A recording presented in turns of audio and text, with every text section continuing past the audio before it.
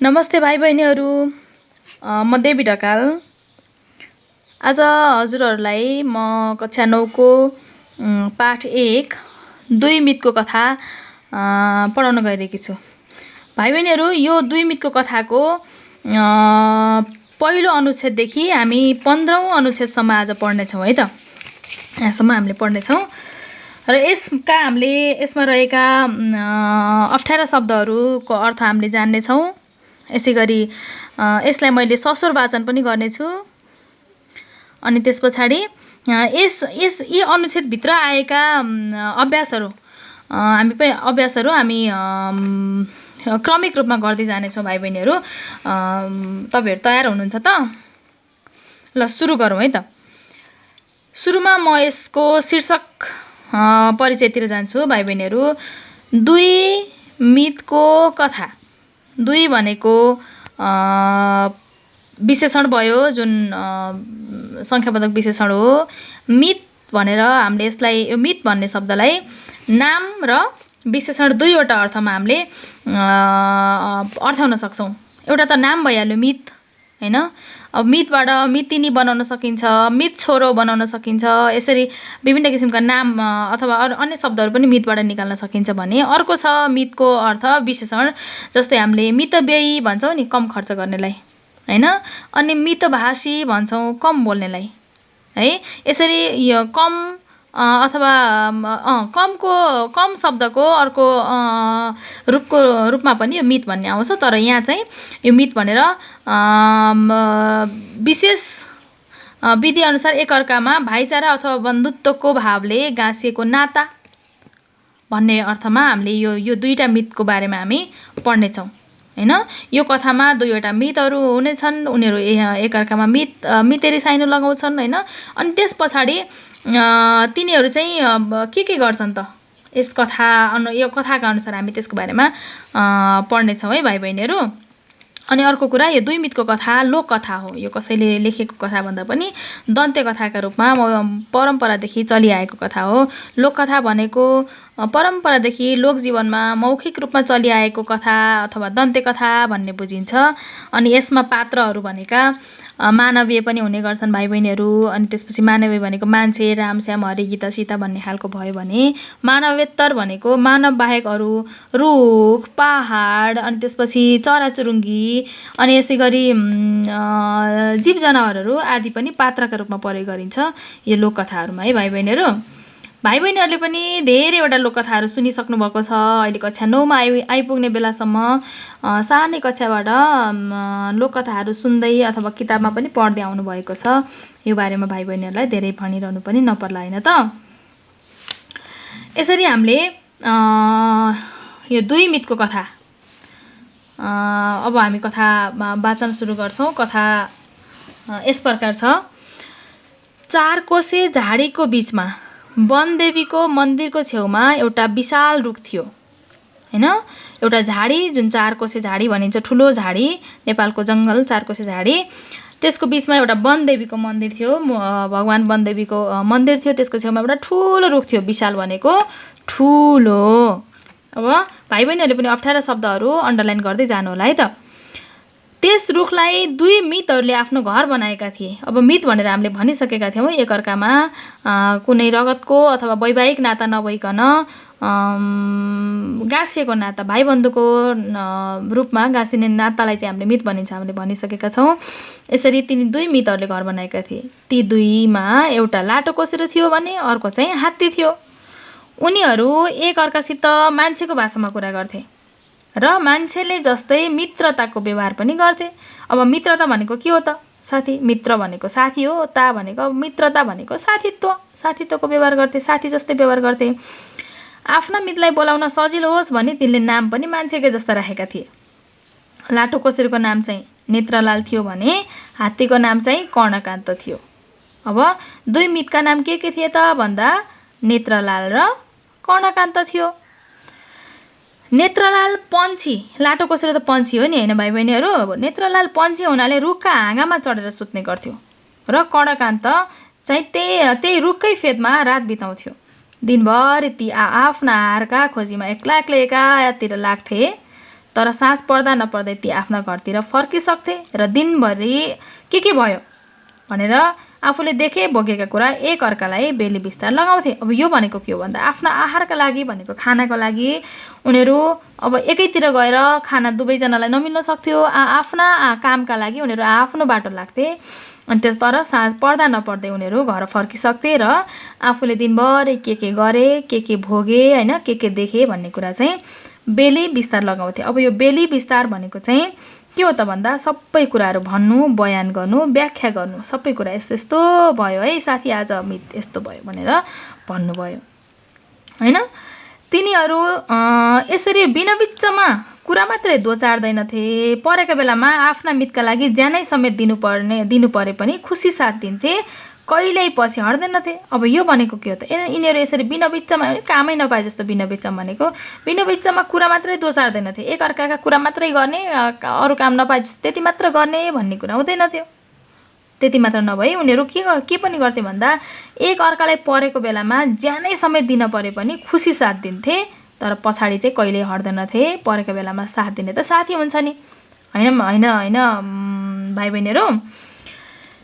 आजभोलि जताततै स्वार्थको जगजगी भएकाले हामीलाई यस्तो मित्रताको उल्लेख हुँदा आश्चर्य लाग्न सक्ला, तर नेत्रलाल र कर्णकान्त साँच्चै नै पाइ नसक्नुका मित थिए। यो भनेको के हो त भन्दा अहिले भनेको साथी बनाए पनि स्वार्थको लागि साथी बनाउने, आफ्नो कामको लागि, आफ्नो स्वार्थको लागि, आफ्नो काम बनुन्जेलको लागि साथी बनाउने, त्यस पछाडि के गर्छन् त भन्दा छोडिदिने, वास्ता नगर्ने, परेको बेलामा अप्ठ्यारोमा परेको बेलामा साथीलाई सहयोग नगर्ने, त्यस्ताको यो जगजगी छ। जगजगी भनेको डरमर्दो अवस्था भएछ, कसैको पनि विश्वास गर्न लायक छैन भन्न खोजेको अहिलेको जमानामा।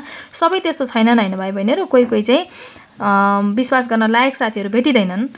त्यस्तो बेलामा अब यति बेला यो जुन यो हात्ती र यो लाटोकोसेरो अथवा नेत्रलाल र यो कर्णकान्तको जुन मित्रता थियो आश्चर्यको थियो, पाइ नसक्नुका थिए। तिनीहरू चाहिँ साँच्चीकै के थियो त भन्दा साँच्चीकैका मित्र थिए हैन। अनि त्यस पछाडि यो दोस्रो अनुच्छेद सकिसकेको रहेछ हैन भाइ बहिनीहरू। अब हामीले यसमा विशाल भनेको ठुलो हामीले भनिसक्यौँ। अब यहाँ खासै अप्ठ्यारा शब्दहरू छैनन्। अब मित्रता भनेको साथीत्व, साथी भइहाल्यो। अनि त्यसपछि आहार भनेको खानेकुरा भयो हैन।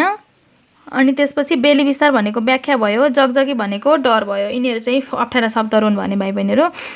यहाँ भन्दा पनि अरू कुनै शब्दका अर्थ जान्नु भएन भने हजुरहरूले कमेन्टमा अथवा मलाई डाइरेक्ट मेसेन्जरमा यस्तो यो भनेको के हो भनेर मेसेज गर्न सक्नुहुन्छ। अब अहिले हामीले यति दुईटा अनुच्छेदको चाहिँ अभ्यास पनि गरौँ है। अभ्यास भनेको कस्तो भने अब जुन हामीले एउटा त गरिसक्यौँ शब्द र अर्थ। अब शब्द र अर्थ यहीँ पनि छ भाइ बहिनीहरूले। यो शब्द र अर्थ मित्रता, साथीको व्यवहार, आरा भनेको खानेकुरा भइहाल्यो हैन। यिनीहरू अब हामीले भनिसकेका छौँ भने अर्को कुरा दोस्रो अनुच्छेदलाई हेरेर हाम्रो अभ्यासमा पनि एउटा दिएको छ। दोस्रो अनुच्छेद सुनि ठिक र बेठिक छुट्याउनुहोस् भनेको छ। अब म यो ठिक र बेठिकको पनि म यही अहिले यो सुनाइ अभ्यासमा गरिदिइहाल्छु भाइ बहिनीहरूलाई। भाइ बहिनीहरूले पनि आफ्नो किताबमा पनि हेर्नु होला है त। कर्णकान्त रुखको हाँगामा सुत्थ्यो, ठिक हो कि बेठिक हो भाइ बहिनीहरू? कर्णकान्त भनेको हात्ती हो। हात्ती रुखको हाँगामा सुत्दैन थियो, रुखको फेदमा सुत्थ्यो, यो बेठिक हो। अनि कर्णकान्त र नेत्रलालले देखे भोगेका कुरा बेली बिस्तार लगाउँथे, एक अर्कालाई आएर भन्ने गर्थे। हो, यो सही हो, ठिक हो। कर्णकान्त र नेत्रलाल दुई मित थिए, यो कुरो पनि सही हो। कर्णकान्त र नेत्रलाल सहयोगी थिएनन्। ल है भाइ बहिनीहरू, सहयोगी थिए भनेर हामीले भर्खर पढेका हौँ, त्यसैले यो सहयोगी थिएनन् भनेको गलत छ। यो दोस्रो अनुच्छेद सुनि ठिक बेठिक छुट्याउनुहोस् भनेर यहाँ भनेको रहेछ। त्यस कारणले भाइ बहिनीहरू मैले यो पनि म गरिहालेँ। यो दोस्रो अनुच्छेदको कुरा भयो। अब दोस्रो अनुच्छेदसम्म हामीले केसम्म पढ्यौँ भन्दा उनीहरू कहाँ बस्थे हैन, उनीहरूको नाम के थियो, अनि त्यस पछाडि उनीहरू कस्ता मित्र थिए, उनीहरूले के गर्थे एक आपसमा भन्ने कुरा हामीले पढ्यौँ है। अब हामीले तेस्रो अनुच्छेदमा गएका छौँ। तेस्रो अनुच्छेदमा म पढेर सुनाउँछु भाइ बहिनीहरूलाई पहिला सुरुमा, अनि यसको व्याख्या गरिदिन्छु। रहँदा बस्दा एक दिन यी दुई मित्रलाई ठुलो आपत आइपरेछ। ला अब के भएछ त? के भएछ भने नेत्रलाल सधैँ जस्तै घाम अस्ताउने बेलामा आफ्नो दिउँसोको काम सिद्धाइसकेपछि भुरुर उड्दै चुच्चे ढुङ्गो उही टुङ्गो भने चाहिँ आफ्नो रुखमा आइपुगेछ। के भएछ भने नेत्रलाल चाहिँ काम अस्ताउँदा नअस्ताउँदै आफ्नो ठाउँमा अब जानुपर्छ भनेर उडेर भुरुर उडेर चुच्चे ढुङ्गो उही टुङ्गो भनेको यो एउटा उखानको रूपमा प्रयोग भएको छ। जहाँ गए पनि हामी उही टुङ्गोमा पुग्नुपर्छ, उही आफ्नो वासस्थानमा पुग्नुपर्छ। चुच्चे ढुङ्गो उही ढुङ्गो भने जस्तै नेत्रलाल जहाँ गए पनि आफ्नो ठाउँमा आइपुग्छ भनेर हामीले यसलाई वाक्यमा प्रयोग गर्न पनि सकिन्छ होइन। यसरी आफ्नो रुखमा ऊ आइपुगेछ। तर कर्णकान्तले भने त्यस दिन ढिला गरेको देखेर नेत्रलाल चिन्तित भएछ। कर्णकान्त चाहिँ आएन चाहिँ अलिकति ढिला गरेछ होइन। यो देखेर नेत्रलाललाई चिन्ता पर्यो। चिन्तित हुनु पनि स्वाभाविकै थियो, किनभने कर्णकान्त कहिल्यै पनि घर फर्कन ढिलो गर्दैन थियो। जहिले समयमै घर आउने कर्णकान्त किन ढिला गर्यो? हो हुन त नेत्रलाल उड्ने जन्तु हुनाले टाढा टाढा घुम्न पुगे पनि बेगसित उडेर समयमै घर फर्कन्थ्यो। अब उडेको त छिटै आउने भयो, अब उड्न नसक्ने त बिस्तारै आउँदै होला नि भन्ने सोच्नु पनि ठिकै हो। तर पनि कर्णकान्त उड्न नसके पनि ऊ आफ्नो एमानको जिउलाई जताबाट जसरी भए पनि त्यस रुखको फेदमा घाम अस्ताउँदा नअस्ताउँदै ल्याइ पुर्याउँथ्यो। आफ्नो ठुलो जिउ, एमानको भनेको है भाइ बहिनीहरू, मैले यहाँ अन्डरलाइन गरेको छु, यसलाई रेखाङ्कन गरेको छु। एमानको जिउलाई, ठुलो जिउलाई जताबाट भए पनि के गर्छ त भन्दा रुखको फेदमा ल्याइ पुर्याउँथ्यो। त्यस दिन भने अचम्मै भएछ। घाम अस्ताइसकेछ र पनि कर्णकान्त फर्केनछ। बिस्तारै किराहरूको एकोरो किरिरी बढ्दै गएछ। भनेको अब रात परेपछि चराचुरुङ्गी शान्त हुन्छन् भने किरा फट्याङ्ग्राको आवाज चाहिँ सुनिन्छ। त्यो किरिरी बढ्दै गएछ। अँध्यारो चारैतिरबाट झ्वाप्प छोप्दै ल्याएछ होइन र झमक्क साँझ परेछ। अब रात पर्न थालिसक्यो। नेत्रलालको मन आतेशले छटपटाउँदै गएछ। अब यो आतेश भनेको के हो त भन्दा आतेश भनेको आत्तिनु अथवा डराउनु। ओहो के भयो होला भनेर मनमा अत्यास लाग्नु, छटपटाउनु होइन। आतेशले छटपटाउँदै गएछ। उसको छाती कति थिच्दा पनि बुरुक बुरुक उफ्रन छाडेनछ। भनेको ढुक ढुक जब हामीलाई डर लाग्छ नि, कसैलाई केही भयो कि भनेर हामीलाई सोच्यौँ भने हाम्रो मुटु कति काम छ होइन, त्यसरी बुरुक बुरुक उफ्रिन छाडेनछ। बहिनी के भएको होला नि यस्तो? यतिका वर्षसम्म दुई मितले एकअर्काका साथमा जीवन बिताएका थिए। ला अब यस्तो के भएको होला? यस्तो कहिल्यै पनि भएको थिएन। कुनै ऊ जस्तै ठुलो जीवकी ढुँही पो उसले भेट्यो कि? अब मलाई बिर्सिन पो लागेको हो कि उसले हात्ती हो, अब म आफू जस्तै ठुलो जीवको ढुँही भेट्यो कि? त्यसले अभिन्न मित्रलाई उसबाट चटक्क चुडाएर लगे कि? मेरो यो अभिन्न मित्र भनेको अब अभिन्न भनेको के प्यार हो होइन, ज्यादै नजिकको, छुट्टिन नसक्ने, भिन्न हुनै नसकिने मित्रलाई उसबाट एउटा ढुँहीले आएर लग्यो कि? अब हात्ती भइहाल्यो भने हात्तीको स्त्रीलिङ्गलाई ढुँही भनिन्छ है भाइ बहिनीहरू। ढुँहीले पो लग्यो कि भनेर कर्णकान्तलाई के अरे यो नेत्रलाललाई चाहिँ सही नसक्नु भइराखेको छ। कर्णकान्तले आफ्नो मित्रलाई बिहान भनेरै गएको भए उसको मुटु यसरी ढुक त हुने थिएन नि। उसलाई यस्तो असाध्य वेदनाले खग्रास त पार्ने थिएन। यो असाध्य, यो जुन समाधानै गर्न नसकिने खालको जस्तो जुन पीडा छ, यसले मन अँध्यारो, यो खग्रास भनेको एउटा अँध्यारो रूप भन्ने हुन्छ, अँध्यारो त बनाउने थिएन, मलाई यस्तो पीडा त दिने थिएन नि भनेर नेत्रलाल असाध्यै छटपटाउँछ भाइ बहिनीहरू है। अनि त्यस पछाडि तेस्रो अनुच्छेद हाम्रो सकियो। त्यति बेलासम्म कर्णकान्त आइपुगेको थिएन। यसमा चाहिँ के हुन्छ त भन्दा नेत्रलाल आफ्नो ठाउँमा आइपुग्दा पनि कर्णकान्त आइपुगेको थिएन। त्यस कारणले गर्दाखेरि यो नेत्रलाल चाहिँ असाध्यै आत्तिको अवस्थासम्म हामीले पढ्यौँ।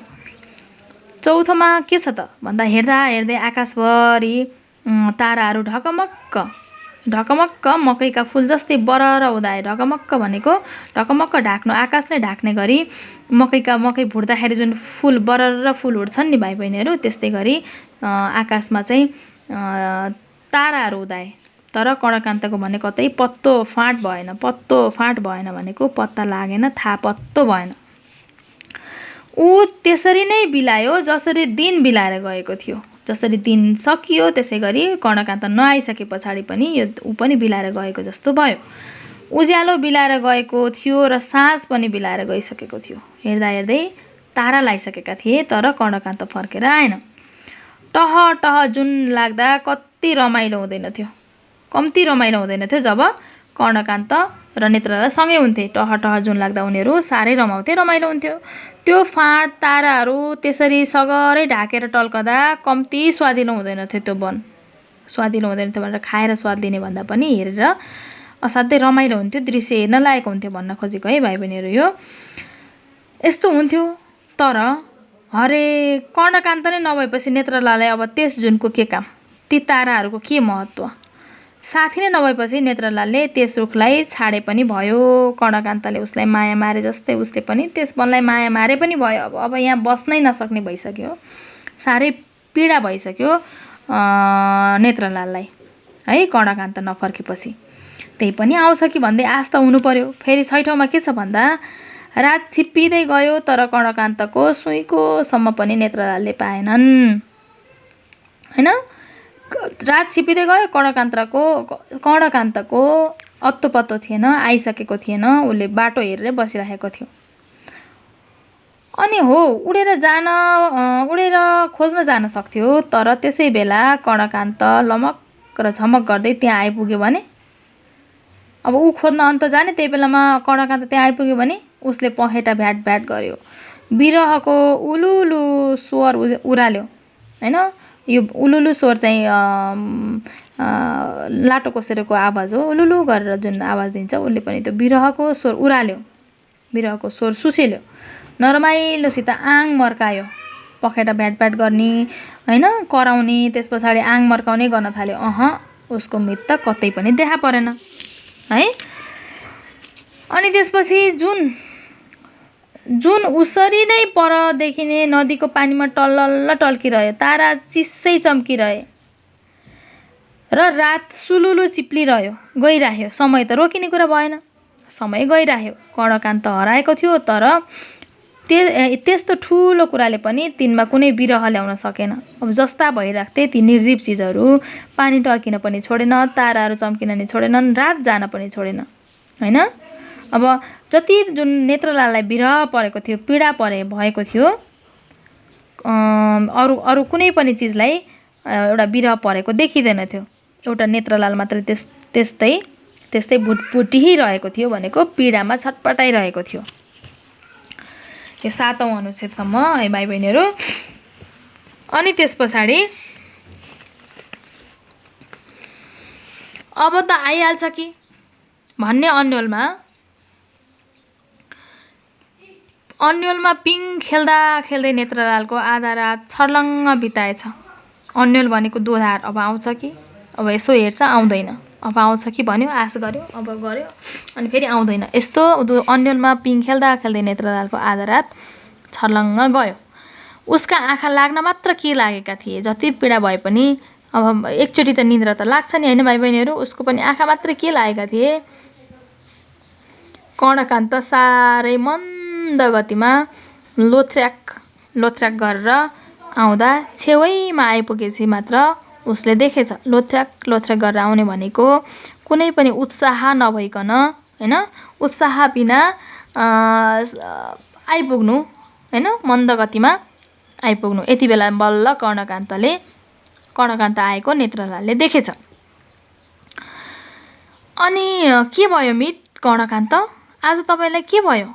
साह्रै आत्मीयता साथ हाँगाबाट तल झरेर नेत्रलालले सोधेछ। अब बल्ल यति बेला आइपुग्नु भयो तपाईँ, किन यति बेला भयो, आज के भयो त हजुरलाई भन्ने कुरा नेत्रलालले कर्णकान्तलाई सोधेछ।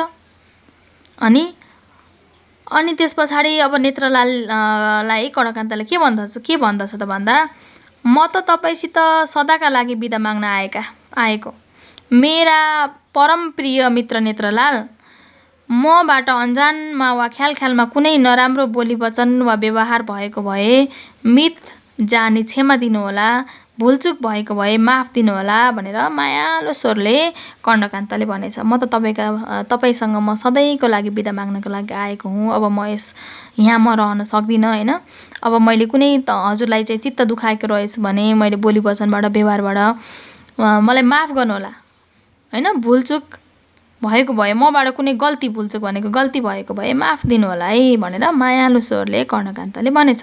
त्यसपछि नेत्रलालको मनमा चसक्क परेछ। चसक्क पर्नु भनेको झसङ्ग झस्किनु क्या। ए किन यसरी भने यी मितले भनेर होइन, कर्णकान्तले साँच्चै कुनै ढोइ भेटे जस्तै छ, नत्र किन यति ढिलो फर्कन्थ्यो, किन मसित बिदा माग्थ्यो र किन भुलचुकमा माफ दिनुहोला भन्थ्यो भन्ने उसलाई परेछ। होइन के भयो आज कर्णकान्तले किन यस्तो भने ढोइ नै भेटेछ क्यारे भनेर शङ्का उपशङ्का गर्न थाल्यो। तर कर्णकान्तको मुहारमा आनन्दको उज्यालो थिएन। ढोइ नै भेटेको भए पनि ऊ खुसी हुनु पर्थ्यो। ऊ मसँग बिदा माग्न आएपछि त ऊ जान मन लागेको ठाउँमा जान पाएपछि त ऊ खुसी हुनु पर्थ्यो। तर त्यस्तो केही पनि थिएन। त्यस्तो चहकिलो रातमा पनि ऊ औँसी जस्तो वेदनामा चुर्लुम्म डुबेको देखिन्थ्यो। औँसी जस्तै अँध्यारो, औँसी भनेको अँध्यारो रात, वेदनामा चुर्लुम्म डुबेको भनेको सर्लक्कै डुब्नु, चुर्लुम्म डुब्नु भनेको कुनै पनि चिजमा सम्पूर्ण रूपमा डुब्नु। यसरी वेदनामा डुबेको देखिन्थ्यो। नेत्रलालका खप्पिस आँखाले हात्तीलाई पक्का पनि डरलाग्दै समस्या आइपरेको हुनुपर्छ भन्ने ठम्माए। अब नेत्रलालले विचार गरे यस्तो त अब खुसी हुनुपर्ने भएनन् भनेपछि यिनलाई कुनै डरलाग्दो एउटा समस्या आइपरेको हुनुपर्छ भन्ने थाहा पाइहाले नेत्रलालले होइन। अनि त्यसैले अत्यन्त स्नेह साथ, माया साथ, स्नेह भनेको माया साथ उसले भन्यो, तपाईँलाई कुनै आपत आइपरे जस्तो म देख्दैछु। के भयो? आज कहाँ जानुभयो? कससित तपाईँको भेट भयो? कसैले बोली वचन पो लगायो कि अथवा तपाईँलाई कुनै रोगले पो भेट्यो कि भनेर तपाईँलाई के भयो, कहाँ जानुभएको थियो, दिनभरि के भएर यस्तो कुरा गर्नुभएको छ भन्ने तरिकाले नेत्रलालले कर्णकान्तलाई सोधे। त्यस पछाडि कर्णकान्तले सुण लत्र्याई भन्यो। अब हर्ष उत्साह भएको भए पो सुण माथि उचालेर उल्लासका साथ भन्थ्यो त, उसलाई पिर परेको छ। त्यस कारणले सुण लत्र्याई तल माथि नउठाइकन तलै झुन्ड्याइ म मर्ने भएँ, मेरो यो विशाल जिउ चोक्टा हुने भयो भनेर कर्णकान्तले भन्यो। अब म मर्ने भएँ, मेरो यो जिउ चाहिँ चोक्टा हुने भयो अब भनेर कर्णकान्तले नेत्रलाललाई भने। नेत्रलालले पक्क पर्दै सोध्यो, कसरी? पक्क पर्ने भनेको हामीले बोल्छौँ नि भाइ बहिनीहरू, यो हामी पनि बोलीचालीको भाषा, नेपाली ठेट भाषा नभए ट्वा परेर हेऱ्यो भन्ने खालको हामीले जुन बोल्छौँ नि त्यस्तै पक्क परेर भन्ने तरिकाले प्रश्नात्मक तरिकाले हेरेर उसलाई चाहिँ सोध्यो, कसरी? अब कुरो के रहेछ भन्दा त्यस दिन बिहान कर्णकान्त नदीको किनार उत्तरतिर लागेछ। ऊ जीवनमा कहिल्यै पनि त्यस दिशातिर गएको थिएन। जाँदा अग्ला पहाडको बिचमा ऊ पुगेछ। उत्तर दिशातिर जाँदा अग्ला पहाडको बिचमा ऊ पुगेछ। अनि गढतिर हिँड्दा डाँडाहरूको अग्लाइ चाहिँ बढ्दै गएछ। अब गढतिरैतिर जाँदाखेरि के भएछ त भन्दा डाँडाहरूको पनि अग्लाइ बढ्दै गएछ। अब जुन हिँडेको बाटो थियो त्यो जुन छेउबाट हिँड्दै जाँदाखेरि चाहिँ उसलाई चाहिँ यो डाँडाहरूको अग्लाइ अग्लो हुँदै गएछन् डाँडाहरू पनि। अनि ती नागबेली पर्दै गएछन् भनेको घुमाउरा किसिमका जुन पहाडहरू छन् त्यस्ता घुमाउरा किसिमका देखिँदै गएछन् र मैदानबाट ओझेल परेर ऊ यस्तो डरलाग्दो ठाउँमा पुगेछ जहाँ अचम्मको शान्ति फैलेको रहेछ। यसरी नागबेली पर्दै गएछन् भनेको जुन डाँडाहरू हुन्छन् ती डाँडाहरू त्यो समूहहरू तिरैतिर जाँदाखेरि ती डाँडा यसरी जाँदाखेरि अनि सम्म मैदानबाट पनि ओझेल पर्ने भनेको मैदानबाट छेलिनु, मैदानबाट टाढा पुग्नु, ओझेल परेर जाँदाखेरि चाहिँ एउटा अचम्मको शान्त भएको ठाउँमा, शान्ति फैलेको ठाउँमा ऊ पुगेछ। कतैको कुनै पनि आवाजहरू नभएको शान्त ठाउँमा पुगेछ। अनि त्यस पछाडि भएन, अब फर्कनु पर्यो भनेर कर्णकान्तले सुँड उचालेर आफ्नो शरीरलाई यसो दक्षिणतिर घुमाउँदै गयो। अब उत्तर दिशातिर गएको थियो, अब दक्षिणतिर दिशातिर उसको घर हुने भयो। अनि घुमाउनै आँटेको त थियो, उसका कानमा अनौठो कल्याङ बल्याङ ठोक्किन आइपुगेछ। अनौठो किसिमको आवाज, होइन, खैला बैला, होइन, खैला बैला ठोक्किँदै आएछ भनेको कानमा सुनेछ त्यसले, होइन। अनि त्यस पछाडि यस्तो सुनसान ठाउँमा पक्नुहोस् है भाइ बहिनीहरू, यस्तो सुनसान ठाउँमा पनि को बस्दा रहेछन् भनेर हेर्नु पर्यो भनेर यसो सोचेछन् कर्णकान्तले। भरे मित्रलाललाई छक्क पार्दै तिनका विषयमा भन्न पाइनेछ भन्ने विचारले कर्णकान्त त्यस हल्लातिर गएछ। हेर्नुहोस् है समस्या कहाँबाट आइपर्यो।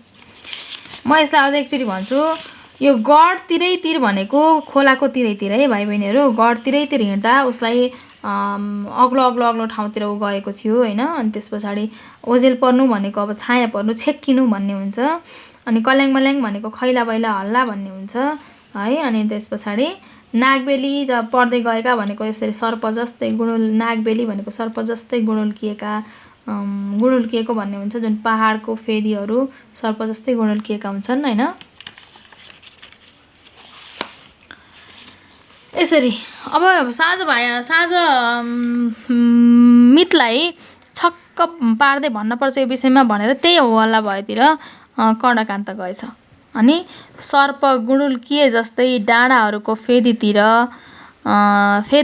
जङ्गलको बिचमा एउटा सानो खुला चौर रहेछ, होइन। सर्प गुणुल्किए जस्तै भनेको सर्प गुणुल्किँदा कस्तो हुन्छ त सेफ भाइ बहिनीहरू, यस्तो किसिमको पहाड भएको ठाउँमा के हुन्छ त भन्दा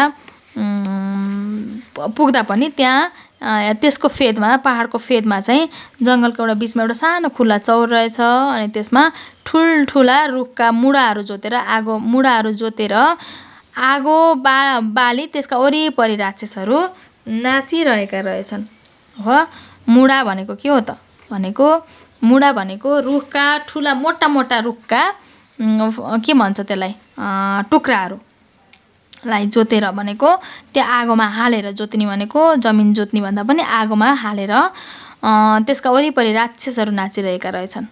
त्यो एउटा असाध्यै राम्रो र ठुलो ओडारमा गएर ठोकिएको रहेछ भनेको त्यो जुन ठाउँ छ त्यो ठाउँको जाने ठाउँ भनेको ठुलो एउटा ओडार रहेछ। त्यहाँ ओडारमा गएर त्यसको टुङ्गिने ठाउँ रहेछ। अनि राक्षसहरू त्यस ओडारको मुखबाट पानी बगे जस्तै चौरतिर निस्कँदा रहेछन्। सुलुलुल पानी जसरी बग्छ नि त्यसरी ती राक्षसहरू त्यो ओडारबाट चाहिँ बाहिर निस्किँदा रहेछन्। ल भाइ बहिनीहरू, हामीले यो कथा वाचन चाहिँ कतिसम्म गऱ्यौँ भन्दा 15औं अनुच्छेदसम्म हामीले यो 15-14 यो 15औं अनुच्छेदको यहाँसम्म, यहाँबाट 16औं अनुच्छेद सुरु हुन्छ। 15औं अनुच्छेदसम्म हामीले कथा वाचन गऱ्यौँ। अब यहाँनिर हामीले अब कथा वाचन त गऱ्यौँ, यहाँसम्मको कथा पनि बुझ्यौँ होला, होइन, बुझ्यौँ अवश्य पनि। अब हामीले यसमा भएका जुन अप्ठ्यारो शब्दहरू, शब्दको अर्थहरू छन् तिनलाई वाक्यमा पनि प्रयोग गर्न जान्नुपर्छ है भाइ बहिनीहरू। अब जस्तै विशाल भनेको ठुलो। अब यसलाई वाक्यमा प्रयोग कसरी गर्ने त भन्दा यही छ नि, अब जस्तै चारकोसी झाडीको बिचमा वनदेवीको मन्दिर छेउमा एउटा विशाल रुख थियो, यो पनि भन्न सकियो। अथवा हात्ती को जिउ विशाल थियो भने लाटो कोसेरोको जिउ सानो चुटुक्क परेको थियो भनेर पनि हामीले भन्न सकिन्छ, होइन। अनि अर्को छ मित्रताको अर्थ हुन्छ साथी, होइन, साथीको व्यवहार, होइन। अब मित्रताको अर्थ के हुन्छ त भाइ बहिनीहरू, अब मैले यहाँ लेखेको छु, यहाँ देखिएको छ कि छैन, मित्रता, ल यहाँ देखिएको छ है त। मित्रता भनेको साथीको व्यवहार मैले भनिसकेँ। अब यसलाई हामीले वाक्यमा प्रयोग कसरी गर्न सक्छौँ भन्दा नेत्रलाल र कर्णकान्तको मित्रता प्रगाढ थियो अथवा गाढा थियो, छुट्टै नसक्नु थियो भनेर हामीले भन्न सक्छौँ। अर्को छ आहार है। आहार पनि हामीले अप्ठ्यारो शब्दबाट अघि यहाँनिर रेखाङ्कन गरेका छौँ, होइन भाइ बहिनीहरू। यो आहार भनेको खाना अथवा भोजन हो, हामी सबैलाई थाहा भएको कुरा। अब यसलाई वाक्यमा प्रयोग कसरी गर्न सक्छौँ भन्दा नेत्रलाल र कर्णकान्त आहार खोज्न जहाँ पुगे पनि साँझ परेपछि मन्दिर छेउको रुखमा आइपुग्थे हैन। हामीले कथा अनुसार नै हामीले वाक्य बनाउन सक्छौँ अथवा हामीले बाहिरी पनि हामीले अर्थ स्पष्ट हुने गरी कथा भन्दा बाहिरको पनि हामीले बनाउन सक्छौँ। जस्तै आहार भनेको मानिसहरूले आहारको लागि नै बिहानदेखि साँझसम्म दुःख गर्नु परेको छ भन्ने खालको पनि हामीले बनाउन सक्छौँ। अर्को हामीले यहाँ बेली बिस्तार लगाउनु भनेर यो रेखाङ्कन गरेका छौँ भने बेली बिस्तार लगाउनु भनेको सबै कुरा बयान गर्नु हो, सबै कुरा भन्नु हो हैन। दुई मितले दिनभर भएका घटनाको एक अर्कासँग बेली बिस्तार लगाउने गर्थे भनेर मैले यहाँ लेखेको छु। भाइ बहिनीहरूले अन्य किसिमका पनि बनाउन सक्नुहुन्छ हैन। अनि अर्को छ हामीले जगजगी भनेको डरलाग्दो, त्रास, भय आदि भन्न सक्छौँ हैन। बाघको सङ्ख्या बढेर गाउँघरमा जगजगी भएको छ अर्थात् त्रास भएको छ। यसरी हामीले वाक्यलाई शब्दको अर्थसहित वाक्यमा पनि प्रयोग गर्न सक्छौँ भाइ बहिनीहरू। अब यहाँ जस्तै उल्लेख भनेको भनाइ छ हैन। यहाँ उल्लेख भनेको भनाइलाई हामीले कसरी वाक्यमा प्रयोग गर्न सक्छौँ त भन्दा नेपाली दन्ते कथा अथवा लोककथाहरू हाम्रा पुर्खाहरूले देखे भोगेका सुनाइ र भनाइहरू पनि हुन् भनेर पनि हामीले बनाउन सकिन्छ। अब यस्तै खालका यस्तै किसिमले हजुरहरूले पनि भाइ बहिनीहरू बनाउन सक्नुहुन्छ है। अब यो यस्ता अप्ठ्यारा शब्दहरू हजुरहरूले के गर्नुहोस् भन्दा वाक्यमा प्रयोग गरेर अर्थ लेखेर वाक्यमा प्रयोग गर्नुहोस् हैन। हजुरहरूलाई जुन अप्ठ्यारो लाग्छ, जुन आउँदैन त्यो मलाई मेसेन्जरमा लेखेर पठाउनु होला, म त्यसको उत्तर पठाउने कोसिस गर्नेछु। अर्को कुरा यहाँ एकचोटि हेर्नुहोस् त, भुरुर उड्दै चुच्चे ढुङ्गो उही टुङ्गो भने चाहिँ आफ्नो रुखमा आइपुगेछ भन्ने जुन चुच्चे ढुङ्गो उही टुङ्गो भन्ने जुन यो भनाइ छ यो उखान हो हैन। चुच्चे ढुङ्गो उही टुङ्गो भनेको जहाँ पुगे पनि त्यही ठाउँमा फर्किनु भन्ने बुझिन्छ है त। जस्तै चुच्चे ढुङ्गो उही टुङ्गो भने चाहिँ कर्णकान्त र यो नेत्रलाल सधैँ आफ्नो ठाउँमा आइपुग्थे, त्यही रुखमुनि आइपुग्थे भनेर यसलाई वाक्यमा प्रयोग गर्न सकिन्छ। यो चाहिँ उखान हो। अनि हामीले अब हेर्नुहोस् है, अघि हामीले जुन पढ्यौँ 15औं अनुच्छेदसम्मका मैले यहाँनिर अनुकरणात्मक शब्दहरू टिपोट गरेको छु भाइ बहिनीहरू। 15औं अनुच्छेदसम्म पहिलो अनुच्छेददेखि 15औं अनुच्छेदसम्म रहेका अनुकरणात्मक शब्द यस प्रकार छन्। बाँकी छुटेका अनुकरणात्मक शब्द छन् कि भाइ बहिनीहरूले टिपेर अनि त्यसपछि मेसेन्जरमा पठाउनु होला। अनि भाइ बहिनीहरूले पनि हेर्नुभएको रहेछ है त भन्ने खालको कुरा मैले थाहा पाउँछु। अनुकरणात्मक शब्द भनेको के हो त भन्दा अनुकरण भनेको नक्कल हो हैन भाइ बहिनीहरू। नक्कल भनेको कुनै पनि चिजको यो अङ्ग्रेजीमा भनिन्छ नि क्यारिकेचर, कुनै पनि चिजको नक्कल गर्नु। जस्तै घन्टी बज्छ, कसरी बज्छ त त्यसको नक्कल हामीले मुखले कसरी गर्न सकिन्छ त भन्दा टिनिनी घन्टी बज्छ है। हो त्यस्ता शब्द अनुकरणात्मक शब्द हुन्। यस्ता शब्दले क्रिया विशेषणको काम गर्छन् है। जस्तै झ्याप्प छोप्नु। अब यसलाई वाक्यमा प्रयोग गर्न सक्नुहुन्छ भाइ बहिनीहरू। मलाई त निन्द्राले झ्याप्पै छोपेछ भन्न सकिन्छ।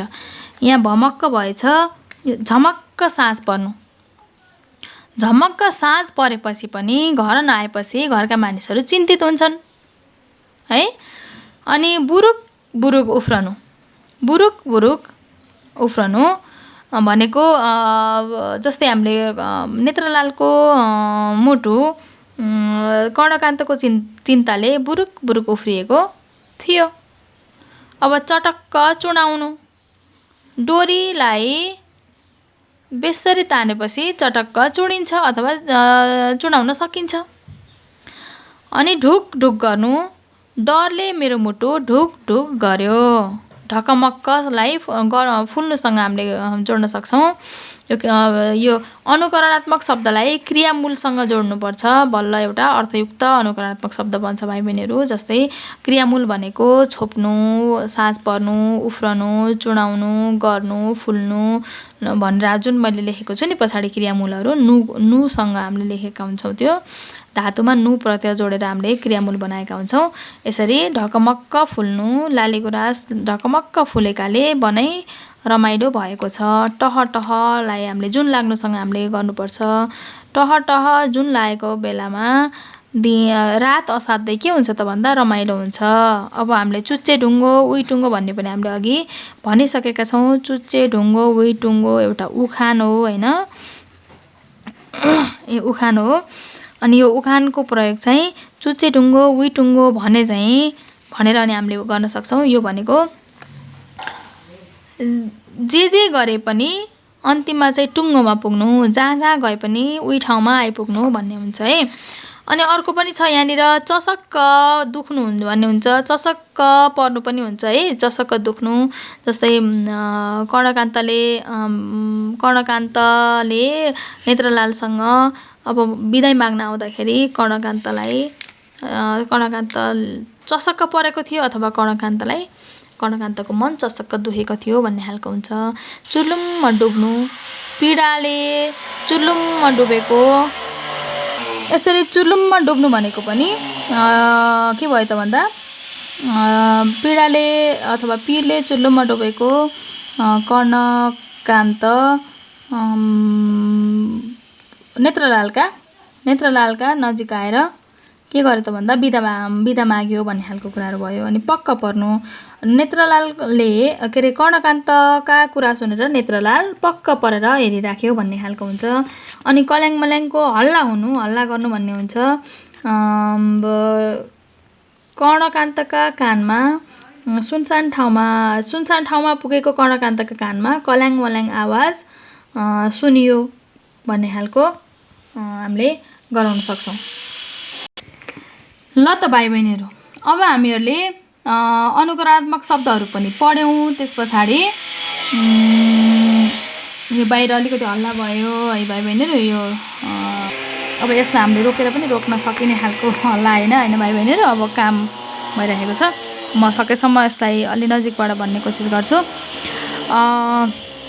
अब हामी के भन्दैछौँ भन्दा जुन हामीले 15औं अनुच्छेदसम्म पढ्यौँ नि भाइ बहिनीहरू, त्यसको समीक्षा, त्यसको चाहिँ क्रम मिलाएर चाहिँ हामीले अब सर्टकटमा हामीले बुदागत रूपमा चाहिँ भन्नेछौँ है। अनि त्यस पछाडि अब हेर्नुहोस् है त, सुरुमा के हुन्छ भन्दा चारकोसी झाडीको बिचमा वनदेवीको मन्दिर, अनि मन्दिरको छेउमा एउटा विशाल रुखमा हाततिर लाटो कोसेर बस्नु पहिलो अनुच्छेदको बुँदा हुन्छ भने आफ्ना मित्रलाई बोलाउनका लागि नाम एकअर्काले राख्नु, ती दुईटा हाततिर लाटो कोसेरोले होइन दोस्रोमा।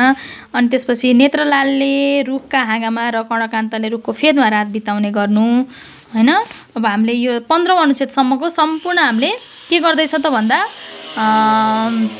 बुदाहरू चाहिँ हामीले बुदाहरू भन्दैछौँ है त भाइ बहिनीहरू, समीक्षा गरेर।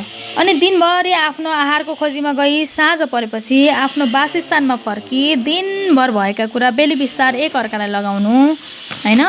अनि यसै गरी परिआयो भने आफ्ना मित्रका लागि दुईजना मितहरू ज्यान दिनका लागि पनि तयार हुनु। अर्को छ भने यो चाहिँ कतिऔं पर्यायो भने आफ्ना मित्रका लागि ज्यान दिन तयार हुनु पनि उनीहरूको एउटा मित्रताको उदाहरण थियो भने एक दिन नेत्रलाल समयमा घर फर्किए पनि कर्णकान्त नफर्कनु, त्यसकारण नेत्रलाल चिन्तित भई आत्तिनु। त्यस पछाडि नेत्रलालका मनमा विभिन्न कुरा खेल्नु। कर्णकान्त भने कतैबाट नआउनु, नेत्रलालले विरहको स्वर उराल्नु, पखेटा भ्याट गर्नु र नरमाइलोसित आङ मर्काउनु र चिन्ता लिइरहनु। यसै गरी कतै आइहाल्छ कि भन्दै अन्यलमा पिङ खेल्दै रात छर्लङ्ग बित्नु है। यो सबै हाम्रो बुदाहरू नै भाइ बहिनीहरू। यति हामीले यदि यिनी बुदाहरू सर्लक्क यिनी बुदाहरू मात्रै हामीले थाहा पायौँ भने पनि यो कथामा के भएको रहेछ भनेर बुदा क्रमबाट चाहिँ हामीले चाहिँ थाहा पाउन, कथा सम्पूर्ण कुराहरू थाहा पाउन सक्छौँ। यसै गरी अर्को नम्बरमा छ नेत्रलालले कर्णकान्तलाई देखेर आत्मीयताका साथ के भयो भनेर सोध्नु। जब नेत्रलाल फर्किन्छ तब आत्मीयताका साथ सोध्नु। अनि त्यसपछि कर्णकान्तले नेत्रलालसँग सदाका लागि बिदा माग्न आएको कुरा बताउनु र भुलचुक भए माफ दिनुहोला भनेर पनि भन्नु होइन। अनि अर्को छ त्यस पछाडिको क्रम के छ भन्दा नेत्रलालले चाहिँ कर्णकान्तले कतै ढोइ भेटेछ कि भन्ने शङ्का गर्नु, तर कर्णकान्तको अनुहार उज्यालो र खुसी नदेखेपछि यस्तो होइन भन्ने यकिन पनि गर्नु। यसै गरी कर्णकान्तको यस्तो अवस्था देखेर नेत्रलालले तपाईँलाई कुनै विपत्ति आइपरे जस्तो छ, कसैले केही वचन पो लगायो कि उहाँको रोगले भेट्यो कि भनी सोध्नु हैन। अनि सोधिसके पछाडि कर्णकान्तले अब भन्छ फेरि मेरो विशाल जिउ चोक्टा चोक्टा हुने भयो अब भनेर कर्णकान्तले भन्छ हैन। अनि कुरो के भएको छ रहेछ त नेत्रलालले कसरी भन्ने प्रश्न गर्दा कर्णकान्तले आफू जाँदा जाँदा अग्ला अग्ला पहाड बीच पुगेको, जहाँ एउटा असाध्यै शान्त ठाउँ रहेको र त्यहाँ पुगेपछि फर्किन खोज्दा अनौठो कल्याङ मल्याङ आवाज सुनेको र त्यो आवाज त्यही कसैको रहेको त्यही नजिकै रहेको ओडारमा बस्ने राक्षसहरूको भएको कुरा पनि बताउनु। अनि त्यस पछाडि के भयो त भन्दा अनि राक्षसहरूको ओडारको मुखबाट राक्षसहरू चाहिँ ओडारको मुखबाट चौरतिर पानी बगे जसरी दगुर्ने गरेको कुरा पनि कर्णकान्तले बताउनु। यतिसम्म मात्रै हामीले पढेका छौँ भाइ बहिनीहरू। बाँकी जुन 15औं देखि हाम्रो 51औं सम्म छ भाइ बहिनीहरू। यो 51वटा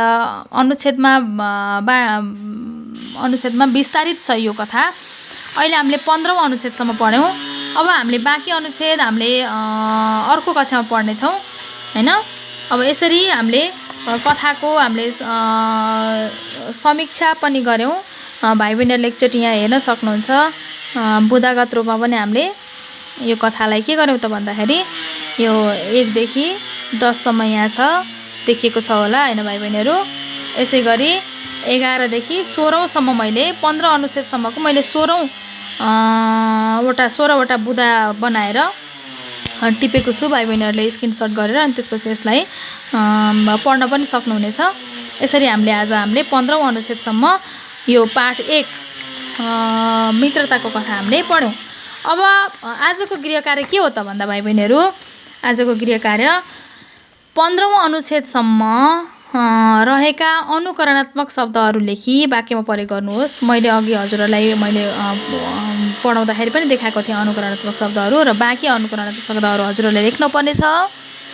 यसै गरी 15औं अनुच्छेदसम्मका 18 शब्द टिप्ने र उच्चारण गर्ने, कापीमा टिपेर यो फोटो खिचेर मलाई मेसेन्जरमा पठाउन सक्नुहुनेछ। हजुरहरूले गरेका गृह कार्यहरू टिपेर अनि त्यसलाई उच्चारण गर्ने चाहिँ घरमै उच्चारण गर्नुहोला भाइ बहिनीहरू, उच्चारण गर्ने कोसिस गर्नुहोला।